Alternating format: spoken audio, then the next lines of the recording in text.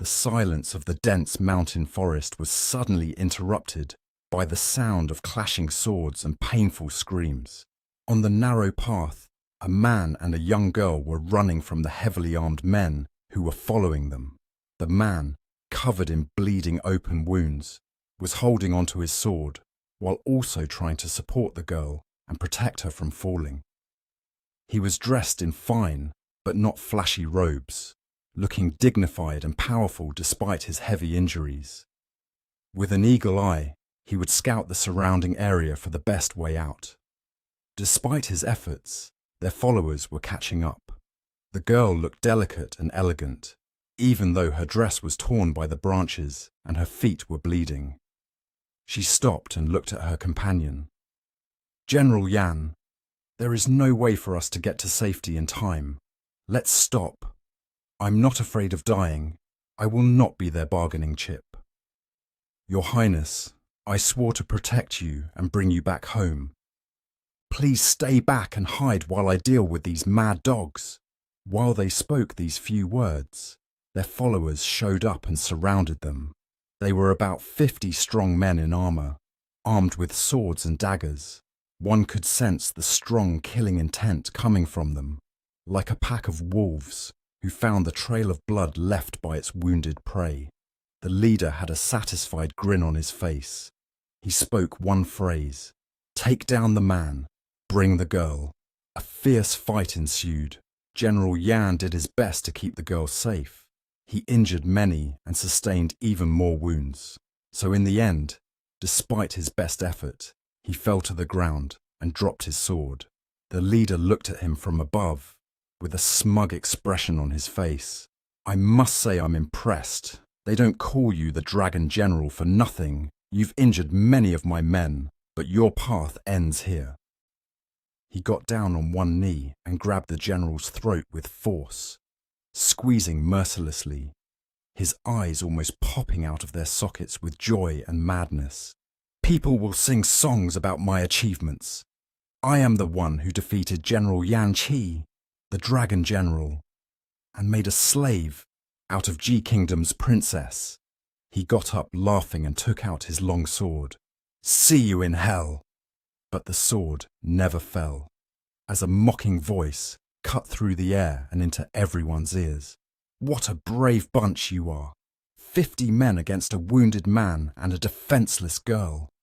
Your deeds will indeed go down in history." Everyone's eyes fell on that person. He was a young man in his early 20s, tall and thin, dressed in shabby robes, but with an extraordinary bearing despite his fragile appearance. Beside his jade-like skin and long black hair, the most striking thing about him were his eyes, dark and cold like the deep, raging sea. One look from those soul-piercing eyes could strike fear even in the hardest heart. "You have a sharp tongue, boy. You better watch yourself before we turn you into dust. You don't have any weapons on you. How do you plan to stop us?" said the leader while trying to suppress the unpleasant feeling in his heart. "I don't need any weapons for the likes of you." Hearing the mockery, the leader's eyes became bloodshot as anger clouded his judgment. "Get him!" he roared. The remaining soldiers launched at the young man with all their might while he looked at them calmly. The fight that followed was something General Yan has never seen before. 30 or so men swung their swords, slashing and stabbing, while the young man avoided their attacks with extraordinary agility. He only used his arms and legs. Every one of his moves hit its target precisely, and every hit opponent immediately dropped his weapon and fell unconscious to the ground. In less than 5 minutes, the fight was over, and the only one still standing was the young man, without a single scratch on his body. "Are you two all right?" the young man asked. The girl bowed to him gracefully. "We are alive thanks to your timely intervention. My name is Jihua, and this is my traveling companion, Yan Qi." She purposefully didn't mention their titles, preferring to be cautious. If this young man proves to be trustworthy, there would be plenty of time to reward him later. The general struggled to get up. "I am indebted to you for this life-saving grace, young man. May I know your name? You can call me Xiao Yu, and there is no debt to speak of. Where are you heading to? I'll take you there. We are going to Bear Mountain. We have friends there. Jihua answered for both of them. Bear Mountain is quite far away. We must leave as soon as possible, before this bunch wakes up. Master Yan, I will carry you on my back. You are too weak to walk. As he spoke, Xiao Yu took off his outer robe and used the general's sword to cut it into stripes, which he then immediately used to wrap the general's wounds and stop the bleeding. Afterwards, he half knelt and helped the general get on his back before their departure for Bear Mountain. This young man looks so fragile, as if a stronger gust of wind could blow him away, yet he carries me effortlessly, and his pace is swift and steady. Who is this person? The general asked himself before his consciousness gradually faded into darkness and he fainted. The journey to Bear Mountain took them 2 weeks, mainly because Xiao Yu would avoid the main mountain paths, make sure Jihua got enough rest, look for safe places to spend the night, as well as search for food and water.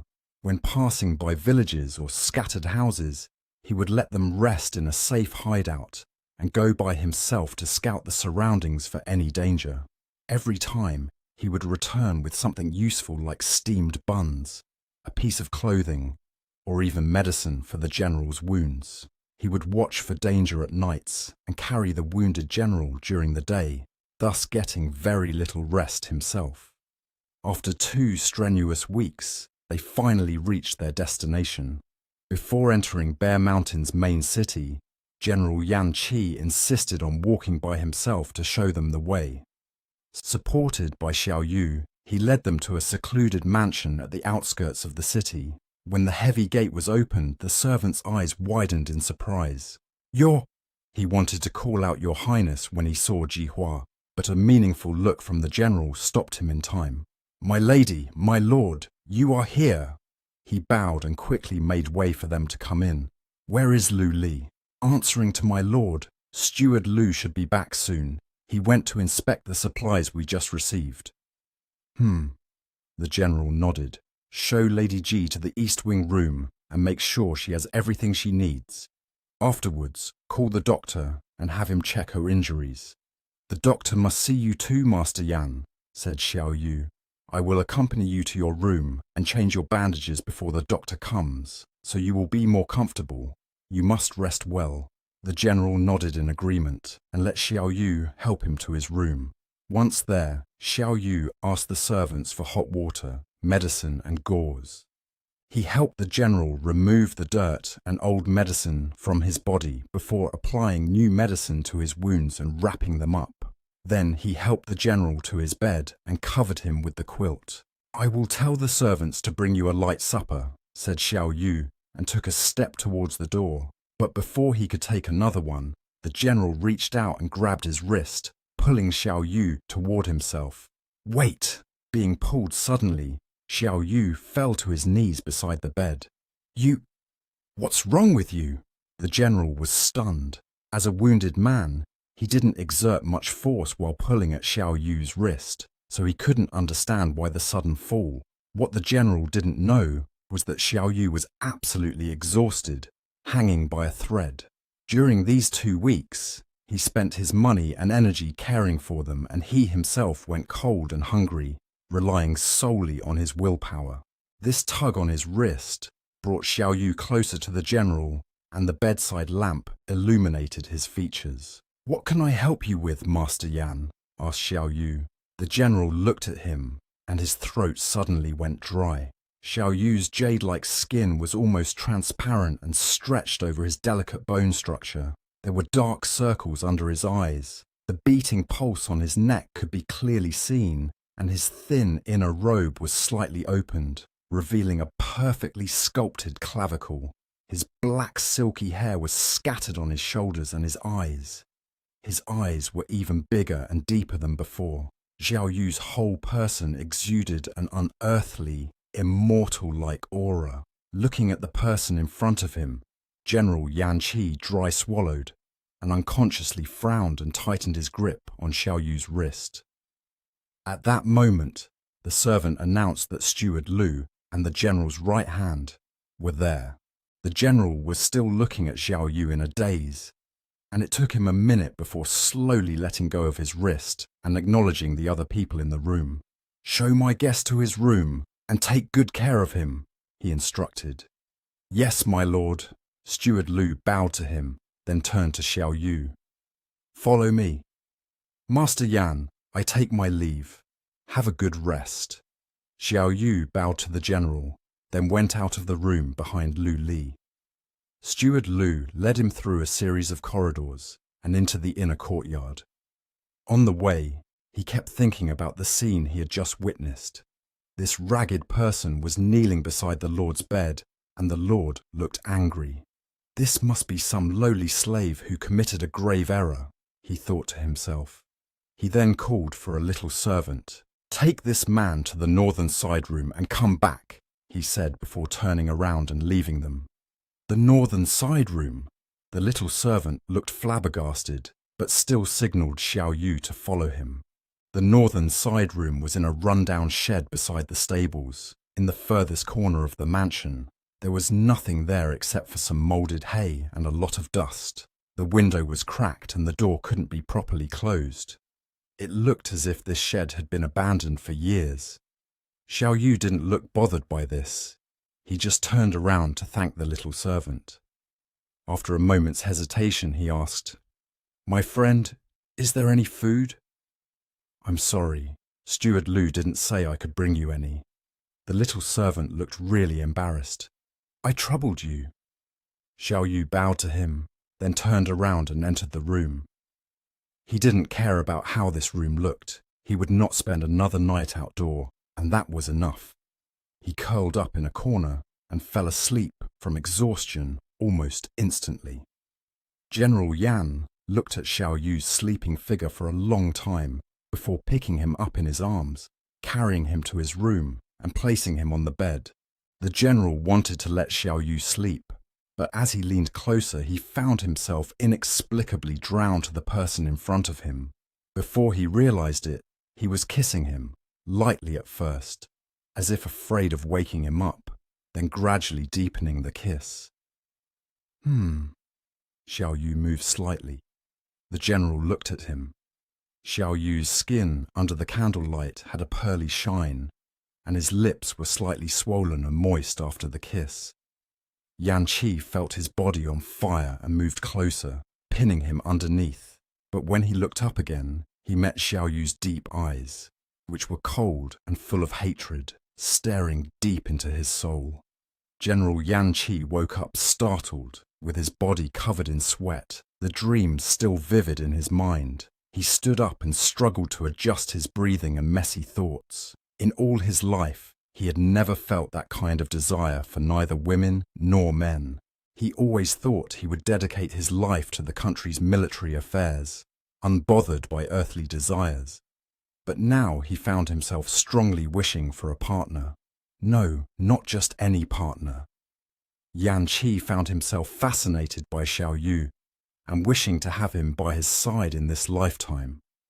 After clearing his mind, Yan Qi called for his right hand and went to the best clothing shop in the city.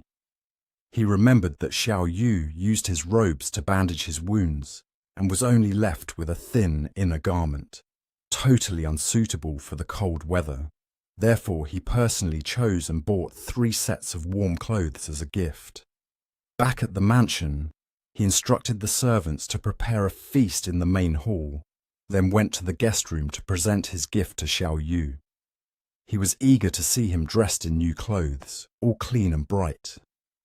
But what awaited Yan Qi was just an empty room that looked untouched, as if no one had slept there. "Tell Steward Lu to come." "I'm here, my lord." "Where is my guest?" "My lord's guest?" Steward Lu looked very puzzled, as if he couldn't understand the question. "Yes, my guest, the person I entrusted to you last night." Steward Lu's face turned pale and he began to tremble when he understood who the general was talking about. He fell to his knees and knocked his head on the ground. This lowly servant misunderstood my lord's meaning.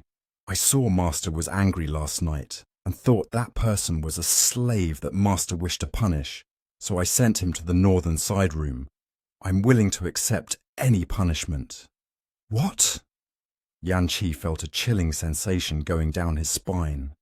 The thinly dressed and tired Xiao Yu was sent to spend the cold night in the northern side room. Did he at least have a warm meal? Answering to my lord, he was not given any food. Steward Lu was shaking even harder. Do you mean to say that the person who saved my life was rewarded with a cold room and an empty stomach? How can I ever face him again? Yan Xie was very angry. He stormed off to the northern side room, his mind filled with the image of a half-frozen Xiao Yu, shivering in the dark. He stopped in front of the door, took a deep breath, then knocked. Xiao Yu, are you awake? Xiao Yu. Seeing that he got no answer, he slowly pushed the door open. What Yan Qi saw was an empty room, a stack of mouldy hay, and a frosty cracked window. The dust on the floor was disturbed in one corner, evidence of Xiao Yu having slept there. Next to it, there was a copper coin left as payment. Yan Qi's heart sank. Months passed. General Yan Qi escorted the princess back to the imperial city and resumed his duties as head of the imperial army, overseeing soldiers' training and military strategy alongside the emperor and the military council. But servants often talked, in hushed voices, about the general's new strange habit. At the end of each day, when all his work was done, the general would go to his tea pavilion and stare for hours at a copper coin he kept in a silk sachet close to his heart. When war finally broke between Ji Kingdom and its northern neighbor, General Yan Qi moved his quarters to the military camp and went every day to the training grounds to oversee the soldiers' progress. On one such day, he was standing on a high platform when a stray arrow flew directly at him, but before it could hit his chest, another arrow broke the first one in two. The general looked at the archery training grounds, but couldn't find any clue as to who had shot those arrows. He frowned deeply. Be more careful. Arrows are not toys. You could seriously hurt someone. Xiao Yu scolded the youngster next to him, who was trembling like a leaf. I didn't mean to do that. It was an accident. How did you do that? You snapped my arrow in two. The youngster looked at Xiao Yu in awe. Teach me how to do that, please. First learn to hit the target. After you practice enough, it will come naturally. You cannot rush this kind of things. Brother Xiao, I will listen to you. I will work hard. The youngster bowed deeply to Xiao Yu, then returned to his bow and arrows and started practicing with a serious expression on his face. Xiao Yu sighed lightly, then turned to the man standing next to him. Let's get back to training too.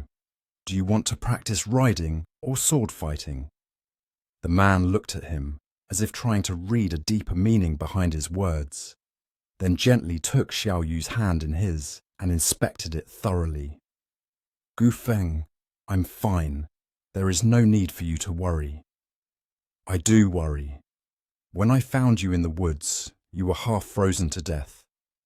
You are still not fully recovered, yet you push your body to the limit each day. Gu Feng traced his thumb gently over Xiao Yu's knuckles, then looked at him with deep, tender eyes. I do not wish to see you hurt again. At that moment, another soldier approached them. The captain asked for the two of you. Go to the commander's tent and wait for instructions. Yes! In front of the main tent, there were about 20 soldiers waiting. Gu Feng and Xiao Yu got in line, adjusted their armor and put on their helmets. A few moments later, General Yan Qi walked out, followed by their captain. Are these the best men you have? Yes, General. Every one of them excels at martial arts, riding and archery. One of them is also a proficient scholar, the captain added, pointing directly at Xiao Yu.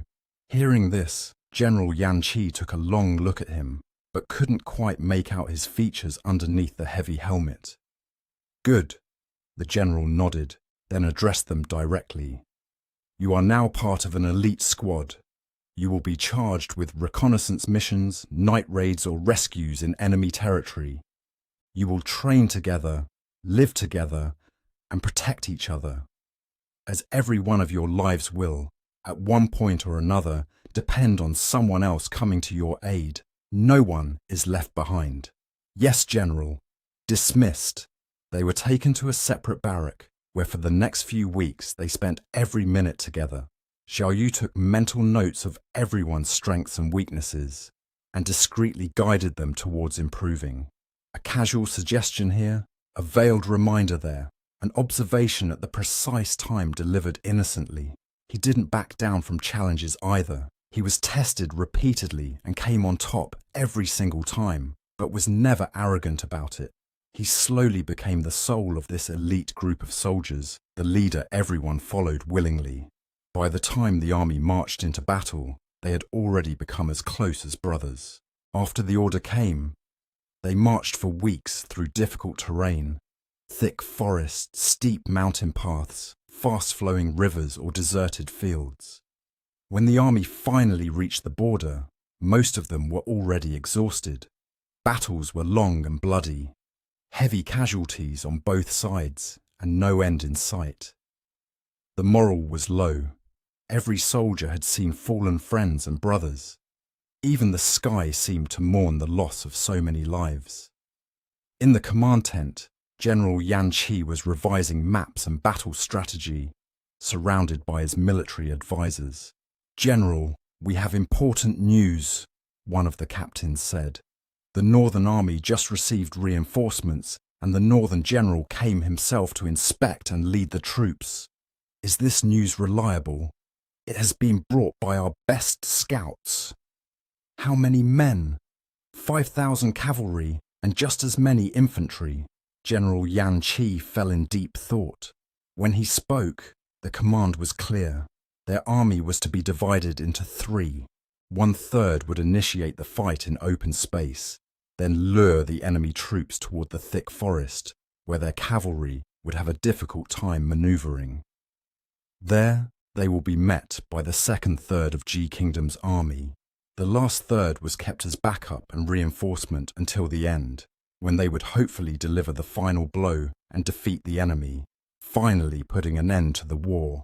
General Yan Qi and his commanders spent the night going through every detail, dividing the army and positioning their troops. When morning came, everything was in place. The battle started in the early hours of the day. It was desperate and brutal, neither party backing down. By noon, the sun-dried ground had turned muddy with sweat and the blood of the fallen ones. The air itself was thick with the clinking of metal, the neighing of horses, and the roaring of thousands of men. A battle horn was heard, and the fight slowly moved toward the forest, where the power dynamic changed. The Northern Army no longer had the advantage of open terrain, and their retreat was swiftly cut. The third attack was personally led by General Yan Qi. It was meant to decisively crush the enemy, but just as winning seemed within reach, reinforcements from the Northern Army surrounded them completely. Xiao Yu was at the center of the chaos. While fighting, he kept an eye on Gu Feng and his friends, as well as on Yan Qi, who was nearby, maneuvering his horse to dodge arrows and protect himself from enemies. Suddenly, the general's horse was wounded by a spear and threw him off. On the ground, Yan Qi received a heavy blow that cracked his helmet and left him dazed. "Gu Feng!" Xiao Yu screamed. "Take as many of our brothers as you can and meet me on the Easter Road toward our army camp." Not waiting for a reply, Xiao Yu launched for the fallen Yan Qi, who was now surrounded.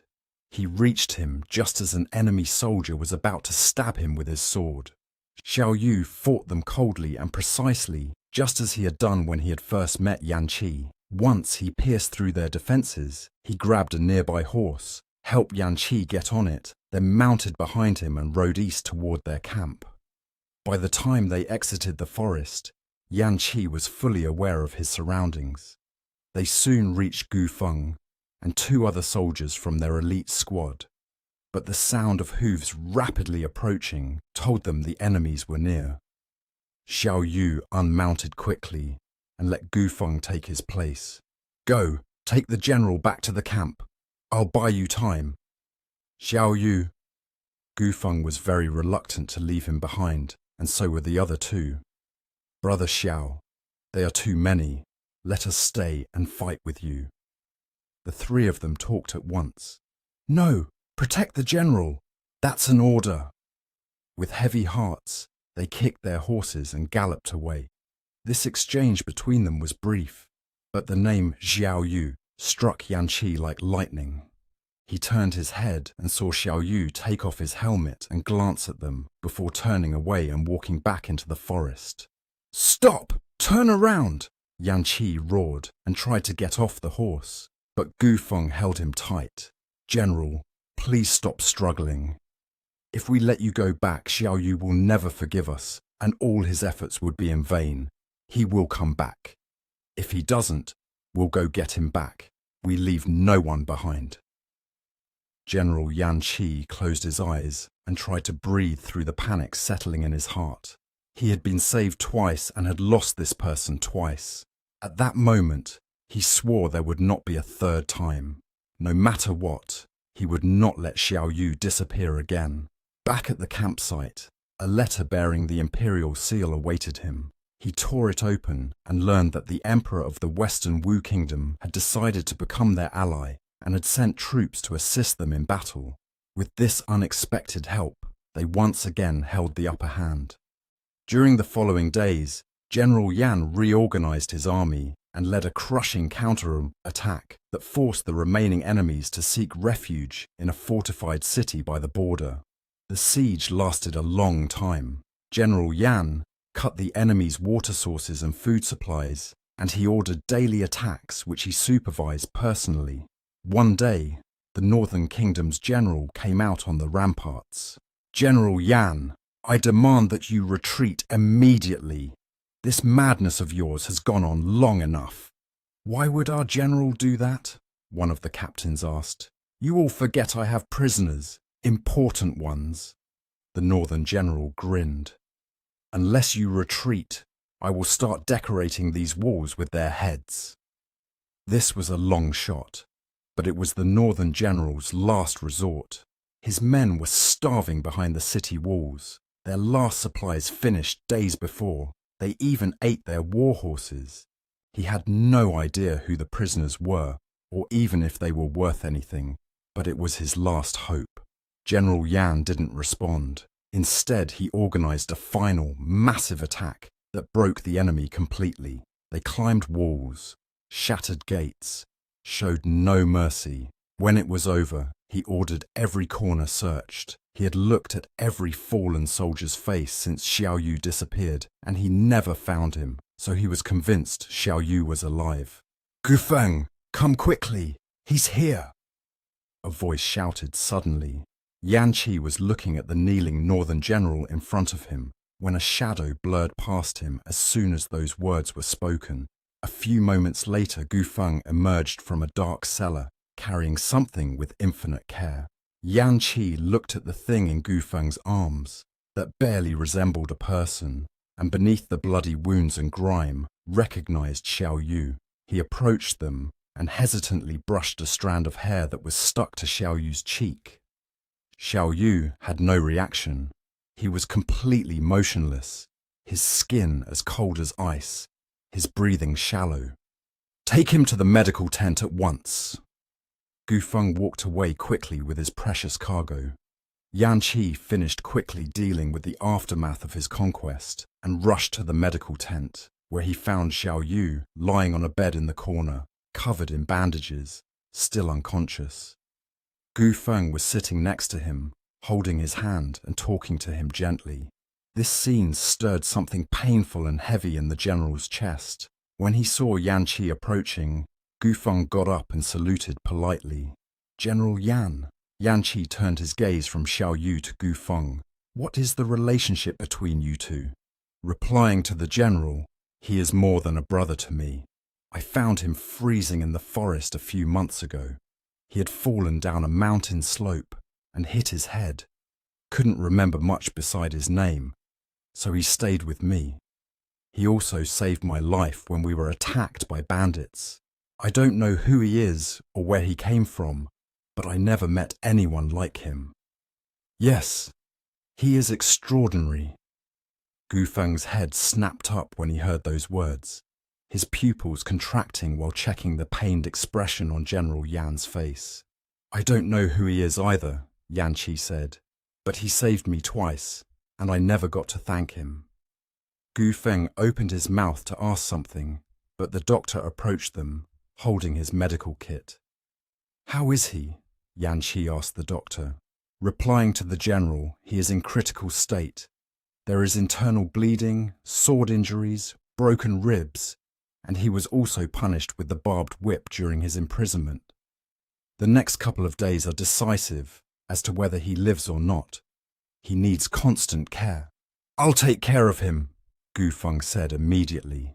Yan Qi looked at Gufeng and the discomfort in his chest grew. He wanted to look after Xiao Yu himself, but knew his duties couldn't be postponed, so he compromised.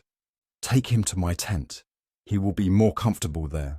A flash of surprise passed through Gufeng's eyes, then recognition. He understood Yan Qi's position was the same as his own, but he didn't let jealousy cloud his judgment. He decided to fight fairly for the one in his heart.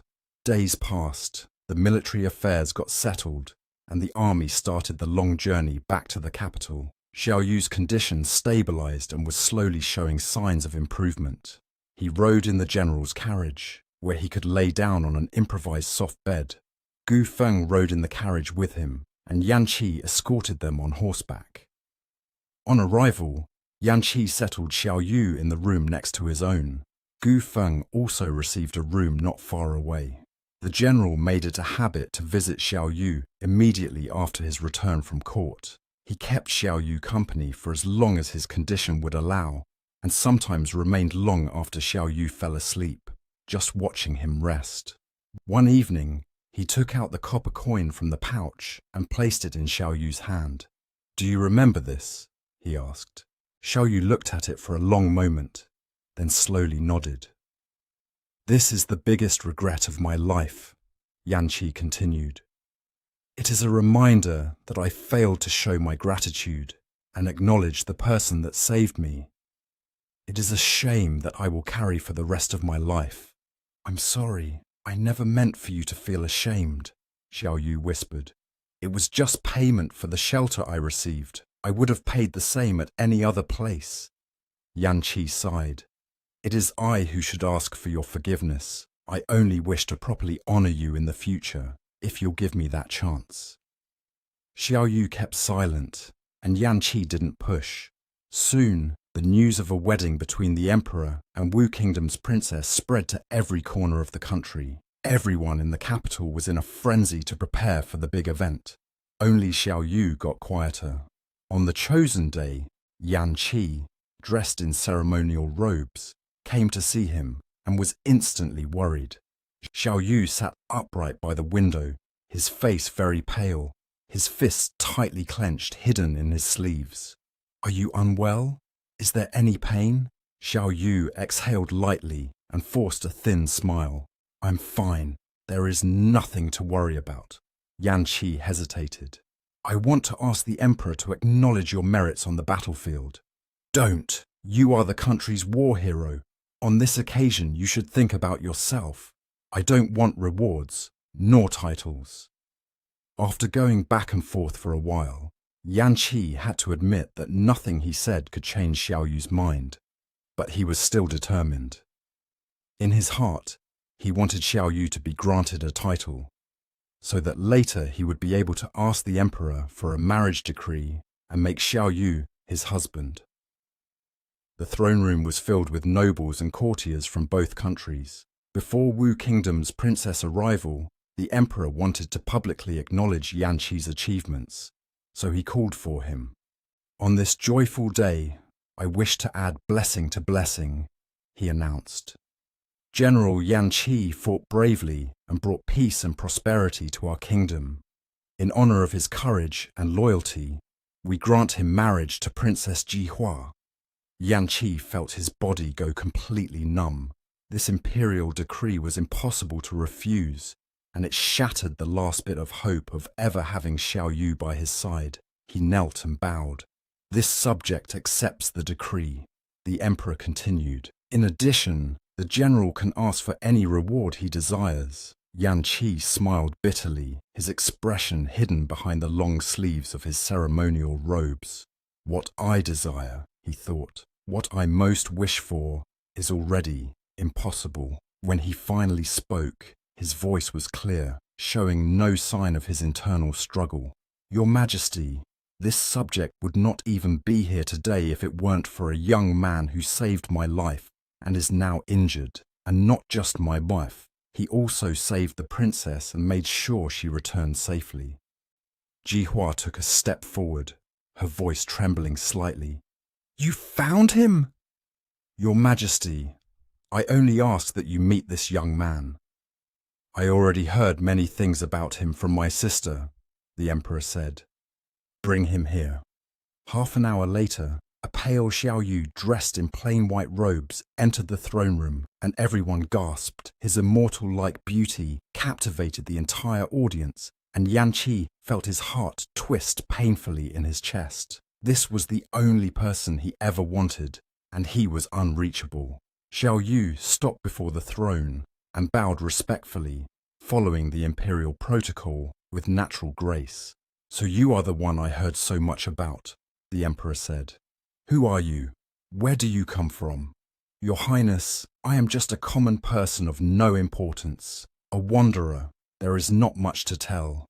How can Wu Kingdom's prince, Shen Yu, be of no importance? A voice boomed from the entrance. Everyone turned to see the emperor of Wu Kingdom, Shen Mo, and his sister, Shen Ying, walk toward the throne. They bowed, and Shen Mo continued. Your Majesty, please allow me to introduce my younger brother. He was wrongfully accused and exiled 8 years ago. By the time his name was cleared beyond any doubt, we couldn't find him. Our father died calling his name. Shen Ying took her brother's hands in hers. We never stopped looking for you. Finally, we finally found you. The emperor stepped down from the throne and approached Xiao Yu. It is my honor to receive both my new brother-in-law and my sister's savior, he said. You may ask of me whatever you wish, and it shall be yours. Your Majesty, my only wish is to live peacefully. I understand. You may choose any palace, any piece of land, any treasure. It is yours. Xiao Yu bowed. Thank you, Your Majesty, but I already have everything I want. The silence that followed was deafening. All right, you may leave if that is what you wish for, but you must come visit your sister. You do not need an invitation. Xiao Yu bowed again, then turned and walked out of the throne room. Outside, he met Gu Feng, who had accompanied him and had waited by the door the entire time. When he saw Xiao Yu approaching, he knelt and bowed. Your Highness, don't call me that. Xiao Yu helped him get up. I am Xiao Yu, and I want to go home. Gu Feng's throat tightened and he couldn't speak. His eyes gradually turned red with suppressed emotions. He nodded and followed behind Xiao Yu. Years passed. Ji Kingdom flourished under the emperor's wise reign. Yan Qi and Jihua had a good marriage, polite and respectful towards each other. But every year, on the day they first met Xiao Yu, Yan Qi would change into regular robes and travel to Bear Mountain, where Xiao Yu and Gu Feng had their small house in the woods. They lived peacefully, in perfect understanding of each other. When Yan Qi arrived, Xiao Yu and Gu Feng were having tea. Beside them, there was a stack of papers in Xiao Yu's beautiful calligraphy. He made a living by copying books and selling them. He also enjoyed teaching children to read and write. Yan Qi didn't want to disturb them, so he remained in the shadows and watched for a long time before leaving. He came again, Gu Feng said. Yes, he did, replied Xiao Yu. He still longs for you. Do you ever wonder what it would have been like if you... No. Xiao Yu stopped Gu Feng before he could finish his thought. No, I don't. Because I have everything I want right here.